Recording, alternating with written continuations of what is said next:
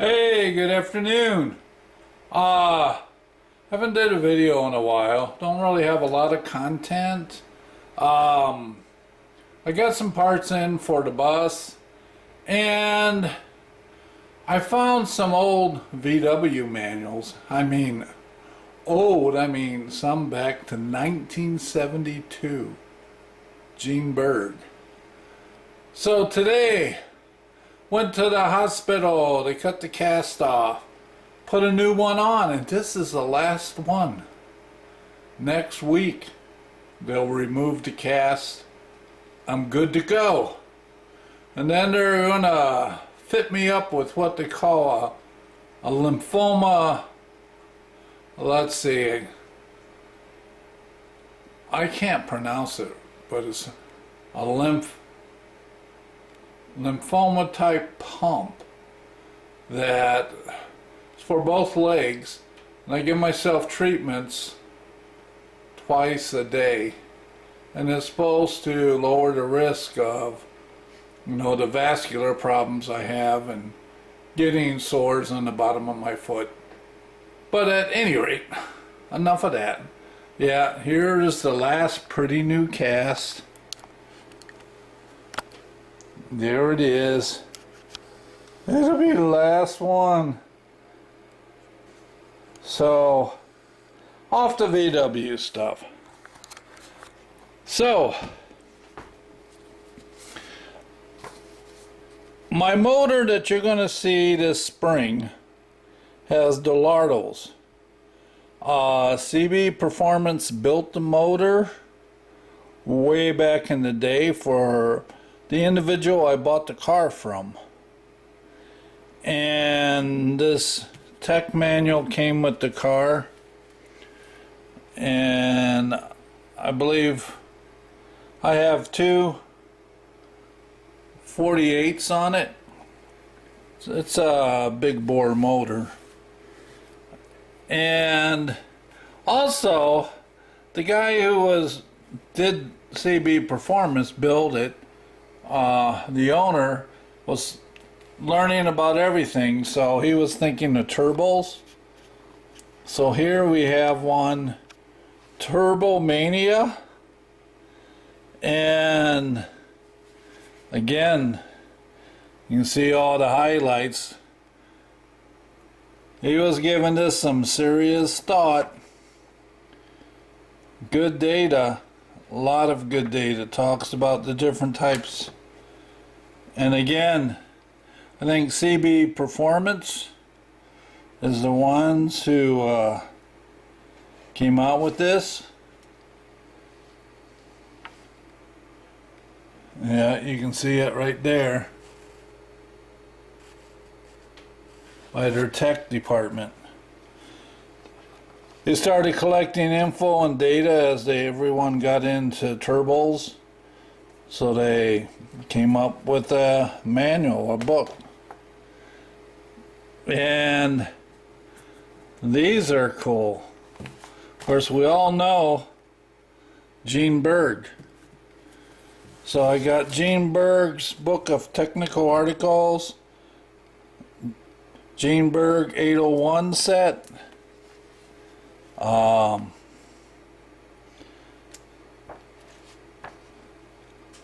lot of good info. And then the book of instructions, Gene Berg 800. And that's Gene Berg's book of technical articles. It says includes Gene Berg 800, but here's Gene Berg 800, so a lot of good info. I mean, there's copyrights on some of this stuff back to 1972. Then another Performance Hot VW presents VW Performance Engines. A lot of good data. This was Winter of '89. Well, for me, that wasn't too long ago. For some, they maybe weren't even born yet.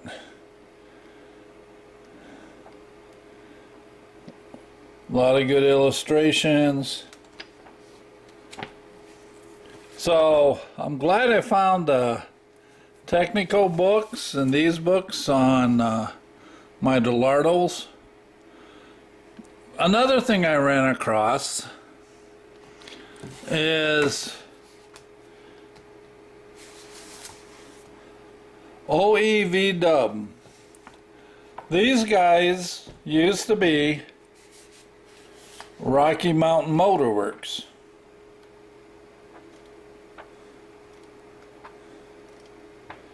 Good catalog, great illustrations. So if you go to this website and you type it in, guess what opens up? Mid-America Motor Works. They purchased Rocky Mountain Motor Works. Now this catalog from them was quite a few years back, because back then they took care of 3 categories: Corvettes, Volkswagens, and Porsches. So here you can see Whale Tail and stuff they sell for Porsches. So yeah, and here's their 3 catalogs: Corvettes, Volkswagens, and Porsches. Some history there. And then recently, a friend of mine, Big Daddy, 1992 up in Minnesota, a fellow YouTuber, hits a lot of auctions, and I asked him to keep an eye out for Volkswagen stuff, and I'll be happy to buy it. So first he found me this one, VW 54 to 79 Haynes. A lot of good info there. And then one I already got, I mean, they made a lot of copies. And then just recently this one, How to Keep Your Volkswagen Alive. I got one from the 90s my mother-in-law bought me for Christmas. I have a copy of this that I purchased for myself, and then I got this one. I'm looking for the one with the spiral binding. I don't know, I think it's kind of cool collecting all the different editions of these. And yeah, I've read this one many times. Good illustrations. You know, here's a pick 30 on how to rebuild one. Alright, let me go out in the garage. I'll show you the new parts I got for the front beam, and we'll take it up from there. Okay, so it's working on the front beam. The bolts for the link pins, you know, they're just temporary ones. They're not the right ones. I just got them in there as placeholders. And I got the correct ones from Wolfberg West. So I got the new bolts for the link pins for this side and the other side. Next was the back plates.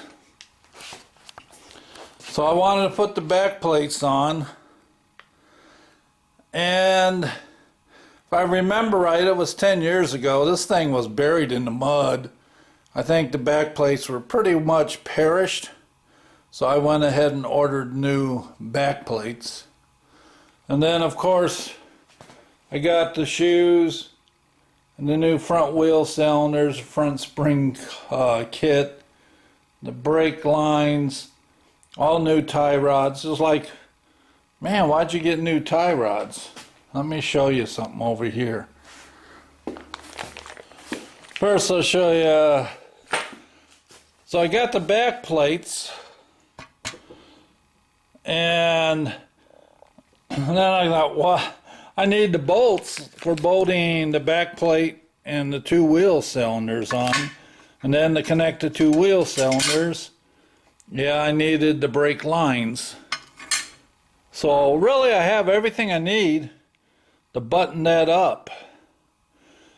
But I don't know what they did. If you look at this tie rod, it's a little bent. Look at that.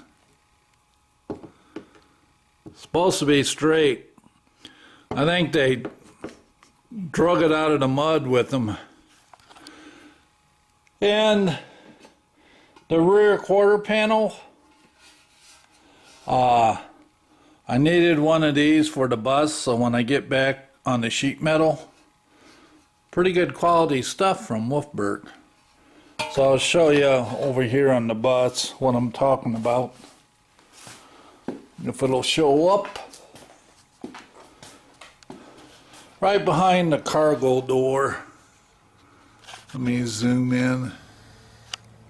So this panel right here behind the cargo door, that's the one I need to replace.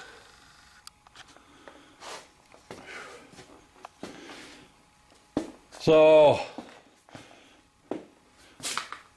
get this cast off the way I can go. Can get this together some more. It's been cold, like -8 in Iowa. It's cold in the garage. Very cold. The garage is insulated, and even with it insulated, I'm amazed it's that warm. I mean, it's 30. Doesn't feel like 30, but okay. Just want to give you a quick update, and we'll see you on the next video. Bye.